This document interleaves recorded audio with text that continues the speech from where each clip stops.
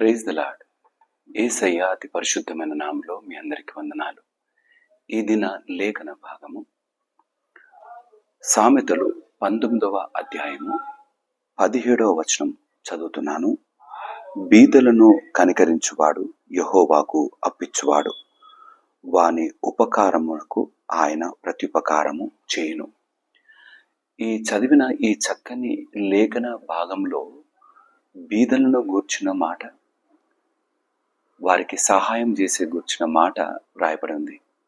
ఎవరైతే లేని వారికి, కష్టకాలంలో ఉన్న వారికి, బీదలైన వారికి సహాయకరంగా నిలబడగలిగితే ఆ సహాయము ఆ మనుషులకు చేసినట్టు కాదు. ఆయన అంటున్నాడు, బీదలను కనికరిస్తేనట యెహోవాకు అప్పిచ్చినట్టు. అంటే నిన్ను రూపించిన దేవుని సన్నిధానంలో ఆయనకే నువ్వు అప్పిచ్చిన వాడవుగా కనబడుతున్నావు. అయితే అప్పిచ్చిన వారు తిరిగి అప్పును తీరుస్తారు కదా. దేవుని సన్నిధానంలో నువ్వు ఈ విధంగా నిలబడగలిగితే ఆయన నీకు ఉపకారము చేసినప్పుడు, ప్రతి ఉపకారము చేసినప్పుడు, నీవు కష్టంలో ఉన్న వారికి సహాయం చేసినప్పుడు ఆ సహాయాన్ని చూసి ఆయన నీకు ప్రత్యుపకారం చేస్తే ఏ విధంగా చేస్తాడు? నువ్వు చేసిన దాంట్లో సగం చేస్తాడా? నువ్వు చేసిన దాంట్లో పావు వంతు తిరిగి నీకు ఇస్తాడా? కాదు. రెట్టింపుతో 60ంతలుగా 100ంతలుగా ఫలాభివృద్ధిని ఇస్తాడు. ఆయన ఆశీర్వాదము ఆషామాషిగా ఉండేది కాదు. ఆయన దీవించినప్పుడు ఏదో మనుషుల చేత ఏదో చిన్న ఉపకారము పొందినట్లుగా కాదు. ఆయన దీవిస్తే అనేకులు అతి సునాయాసంగా గుర్తుపట్టగలరు నీ దీవెనలు ఎంత గొప్పవో. మనము బీదలను కనికరించే వారముగా ఈ లోకంలో బ్రతుకుతాం. రాను రాను అనేకుల ప్రేమ చల్లారిపోతుంది. ఇది లేఖనాలు సెలవిస్తున్న మాటే.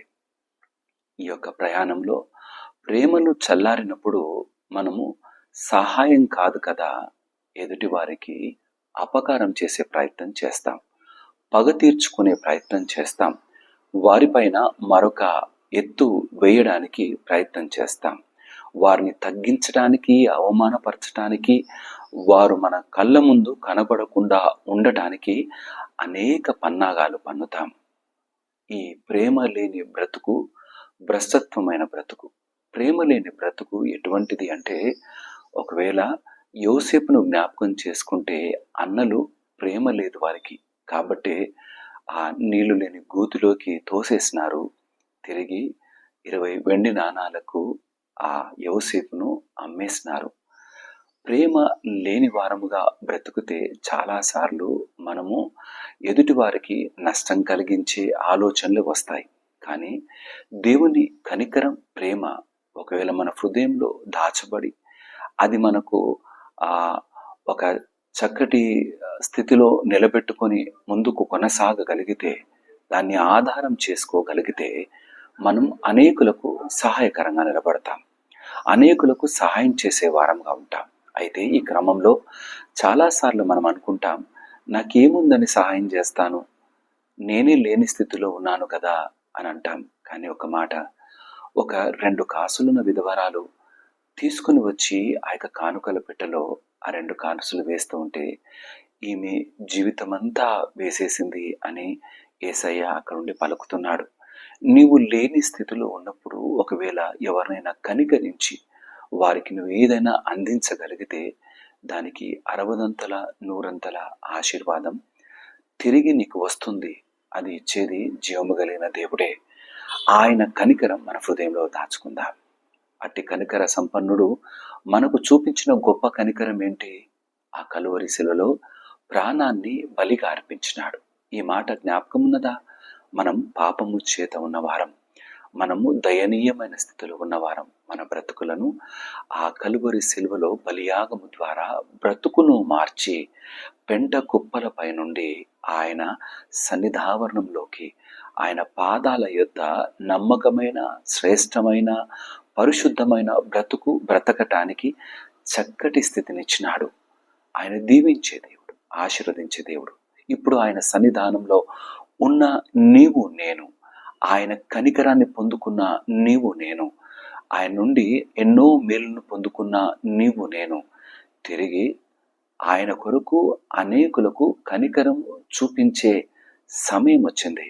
ఒకవేళ నువ్వు ఏ స్థితిలో ఉన్నా, నీకు కనిపించిన వారు ఎవరైనా అవసరతల్లో ఉన్నా, వారు క్రైస్తవులైనా క్రైస్తవేతరులైనా ఎవరైనా సరే, వారికి నువ్వు సహాయం చేసే స్థితిలో నిలబడాలి. అట్టి నిలబడే స్థితి దేవుని సన్నిధానంలో శక్తి మనకిస్తుంది. నీవు ఇతరులకు సహాయకరంగా నిలబడ్డప్పుడు ఆయన నీకు ప్రత్యుపకారం చేస్తాడు, మేళ్లతో నింపుతాడు, నీ బిడ్డలను ఆశీర్వదిస్తాడు. ఆత్మీయంగా బ్రతకటమే కాదు, శారీరకంగా జీవితాన్ని ఏ విధంగా అనేకులకు ఉపయోగకరంగా నిలబడాలో కూడా ఈ లోక ప్రయాణంలో చక్కటి విలువలు కలిగిన మాటలు యేసయ్యలోనే ఉన్నవి. నీవు సంపాదించుకో, నీ అంతటి నీవు బ్రతికే అని స్వార్థపూరితమైన మాటలు దేవుని సన్నిధానంలో లేవు. నీకు 2 అంగీలు కలిగి ఉంటే ఒకటి తీసి ఇవ్వమంటాడు. నీకు కలిగిన దాంట్లో ఇతరులకు సహాయం చేయమంటాడు. ఈ స్థితిలోకి రావడానికి మన హృదయంలో కనికరము కావాలి.